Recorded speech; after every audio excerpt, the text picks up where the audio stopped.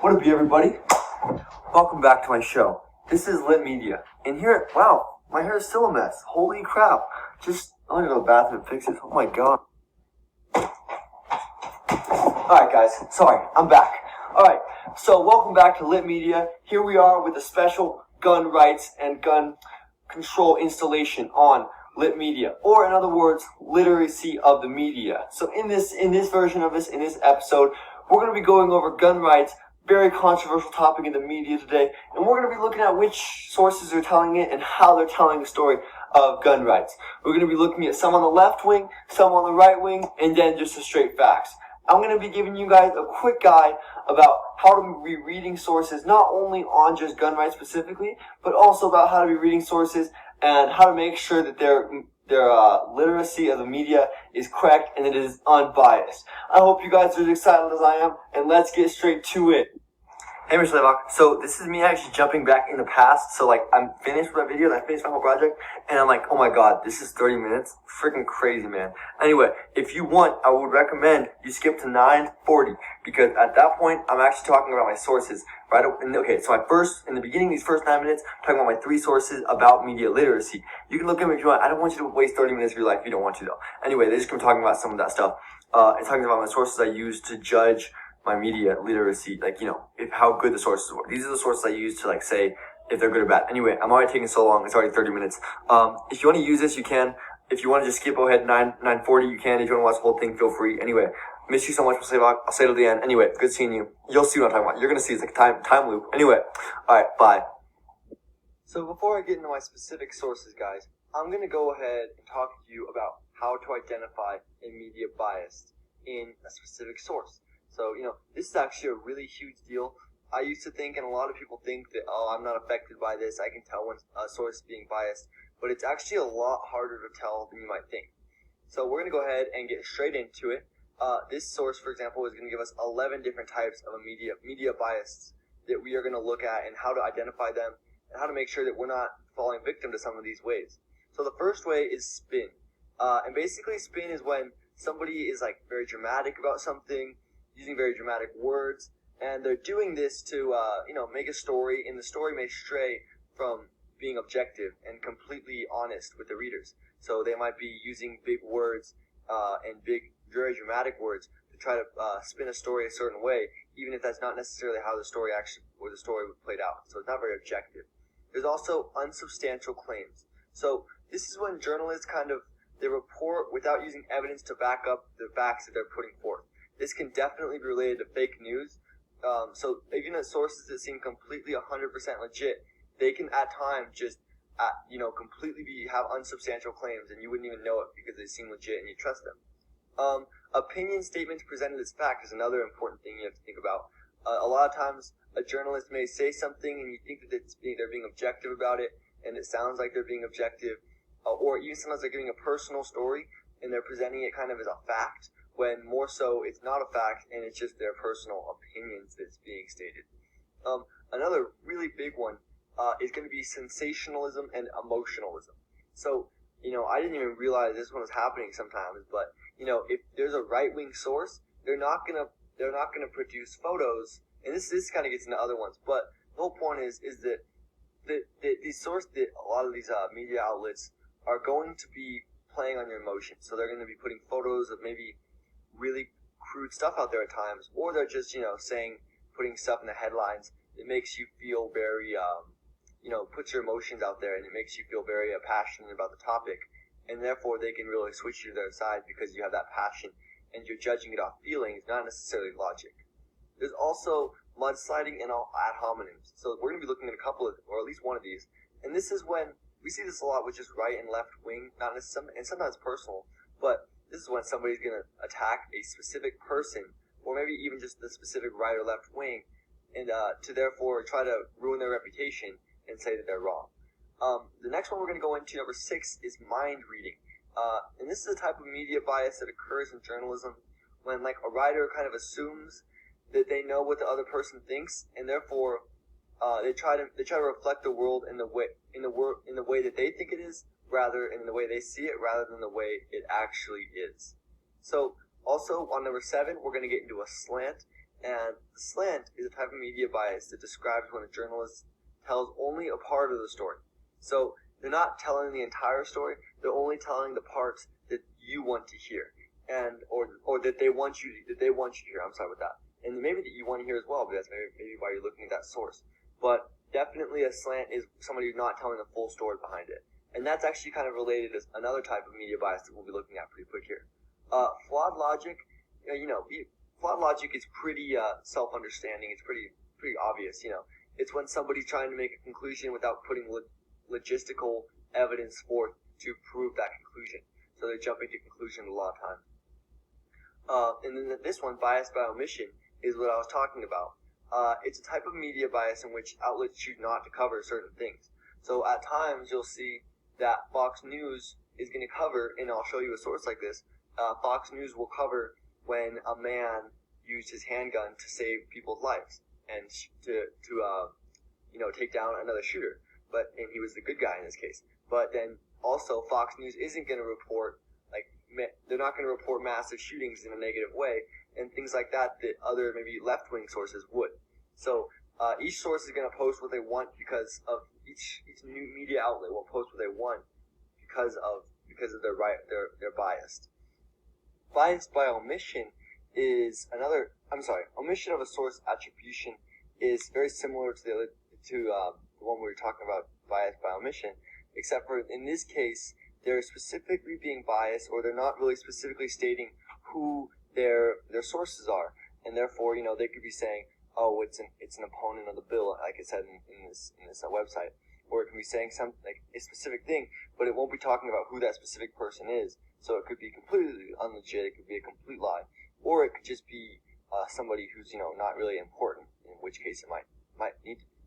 Also, the next one, the last one, is bias by placement, and to me this is the scariest one, because in some cases media outlets could be putting sources that they feel that they want you to be reading more up at the top of their top, and have those headlines be the first headlines you see, so that you're more likely to read those ones and you're more likely to see them.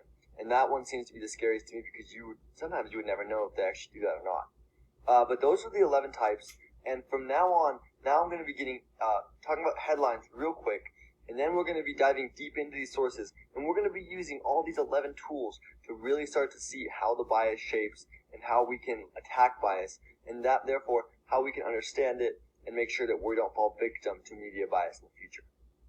Alright guys, so real quick before we go ahead and get straight into my sources on gun control, I want to bring up this quick source, and this is going to be important as well to understanding which sources are biased and how they're biased. So this quick source says, study confirms most people share articles based only on headlines. And actually it's not just some people, 59% of all links are shared on social networks aren't actually clicked on at all. So basically most people are sharing sources, at least on social media, that they're not even reading. They're just looking at the headlines, and the headlines are good enough for them.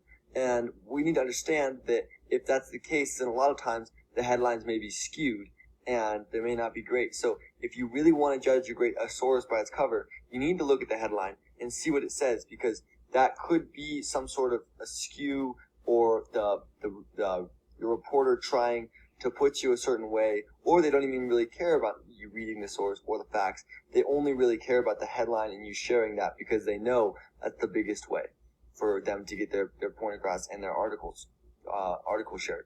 And then one more thing I want to show you guys real quick is this little list, which is going to be extremely important when you're trying to judge sources. So whenever you're looking at a source, obviously one of the first things you want to do is see who published it, which organization.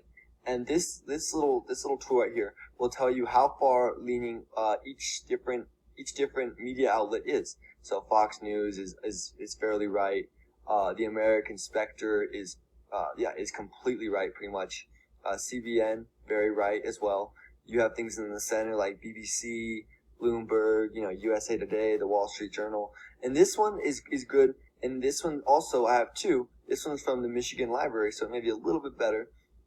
This one is also fairly accurate. It has, for example, it has, Bloomberg, ABC News, USA Today, all the tiniest bit to the left, and then Wall Street and Yahoo News a little bit to the right. Fox News is over a little bit farther, CNN. So this is a great source, I think, to use. Both of them are, so that, because whenever you're looking at a source, the first thing you're going to want to go ahead and do is look at how the source is being, who published the source. Therefore, you know which way it's leaning, and therefore you can understand where the bias might be leaning right off the bat. Alright, now that you guys are pretty much experts on media literacy and some of the different ways that media can be biased, we're going to go ahead and start looking at some sources. So the first source we're going to look at is a left-wing source. It's by Vox, and if you look on our list, if you go back and look on it, you'll see that Vox is on the far left side. So this should be, according to that list, it doesn't have to be, but it's a far left publisher. So the source could be far left, but for the most part, they're not going to be posting anything far right. But like I said, it should be more of a far left. And then we're also going to be looking at this source by The Hill, which is more right, if you look at the thing as well. And both of them are, if you look at the chart. So both of these sources are going to be kind of doing opposite things. They're not going to be attacking completely, but they're going to be attacking to some degree the other side. So this left-wing source is going to be attacking a right-wing article, and then my right-wing source is going to be attacking the left wing as a whole. And we're going to look at both these sources, and we're going to see how they depict gun control, and how it's talked about. So in this source, we see that right off the bat, it's going to be attacking this headline that said, "I used to think gun control was the answer. My research told me otherwise."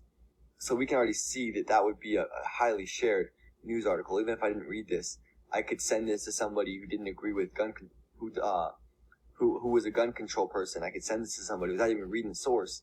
I could just send that, and But anyway, back to the article. So this says, "The research is clear. Gun control saves lives."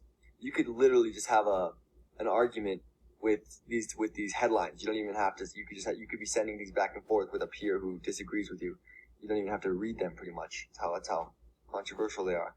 Anyway, so let's get straight into it. So he's gonna straight off the bat attack this person's article, who I read as well. And if you read it, the article is pretty informative on some of the statistics, but I have to admit that he is right when he says that there doesn't seem to be much. There's pretty thin on the studies.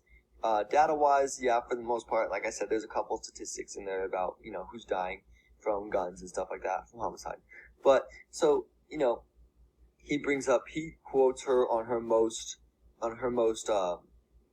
best part, which is pretty good. He's doing a good job right off the bat of attacking the right wing and attacking people who want no gun control whatsoever.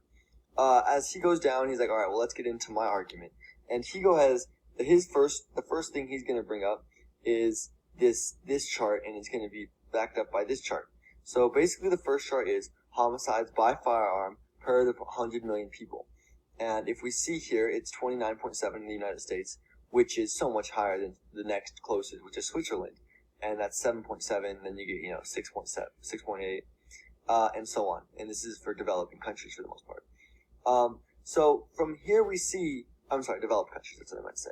So then he goes down to this list, and we see that in both cases, the red is, United States is in red, and the United States, if you can see close enough, has at least almost twice as many guns per 100 people as, any. And then he makes that correlation that, well, in that case, the research is clear, more guns, more gun deaths. And the problem with that is, I think it's fairly a true statement. You can do it with the United States. The only problem with this is that it's a little bit of a false claim and a little bit of a slant, because he's only looking at the United States, and that's basically all his evidence. Because if we look at the next closest, Switzerland, Belgium, Luxembourg, Canada, we see that they have the next amount of deaths, which still isn't nearly as much, but these are the next highest amount of deaths, and they don't correlate with the next highest. If I can zoom in here, they don't correlate with the next highest on this list. So it's pretty much, if you look at this, there's no, Switzerland, Canada, Ireland, none of them are up here. So we can see from that he's only able to connect the United States, and yet he's making the sweeping claim that more guns means more death. The research is very clear.